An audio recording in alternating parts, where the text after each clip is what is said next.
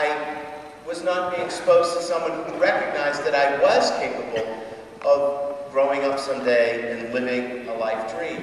And again, that person was a teacher who got me here in my life.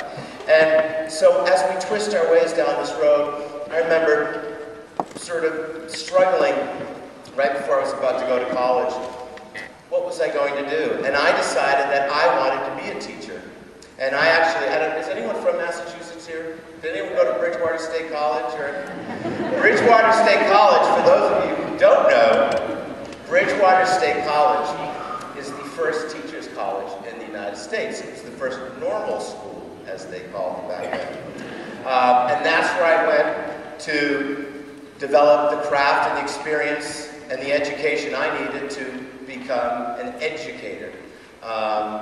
And I think teacher is sort of almost a remedial sounding name. I sort of like to look at us more as enlighteners, as conduits for information and builders of bridges that takes people from a place of ignorance and exposes them to information that makes them better thinkers, better politicians, better mothers and fathers, and better human beings. And I think your role as educators is just so incredibly important. And you often probably come home after a day's work and say, why the heck am I doing this? You know, the kids aren't listening, and it's my fault, according to their parents. And, you know, all the stuff you have to deal with. I still live in the community where I grew up. I live in the next town over. My best friend, John Gallagher, is a teacher. He's been teaching now. It's shocking to think this, but he's been teaching now for 20-something years when we first left college. And, you know, I admire John because John had something that I didn't have. He had the love and the passion to work with such a struggling, challenging environment, the classroom, that I didn't have. To the point that he's gone through his own road, his own arcs, his own experience as an educator. He's had to work bartending jobs in the summer. He finishes his work as a kindergarten teacher, and then he works as an electrician in the afternoon. Just to make the money to survive, and his wife's a teacher as well. He deals with all the political stuff in the environment. And I was like, what is it about your world, John, that gets you through this every day? I mean, you've been doing this for 20 years. What is it about your life that allows you to do this? And he saw my daughter, Meyer. He says, this is why I do it. Because this person is so incredibly important to you.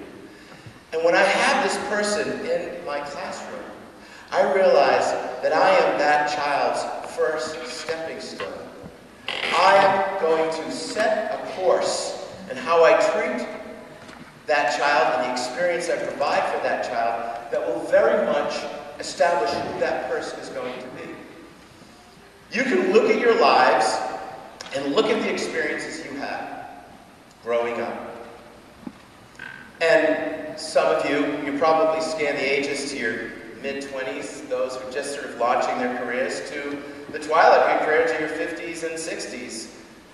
And you will look at your life, and when you reflect, you will probably, in that whole kaleidoscope of experience, you will look back and you will find a teacher. Someone who was there to get you through. So you do it for one reason, I think. You do it because you love it. You don't do it for the accolades, because you don't get it. You don't do it for a peaceful work environment, because it isn't peaceful. I mean, look at the TV now. I mean, look what's happening.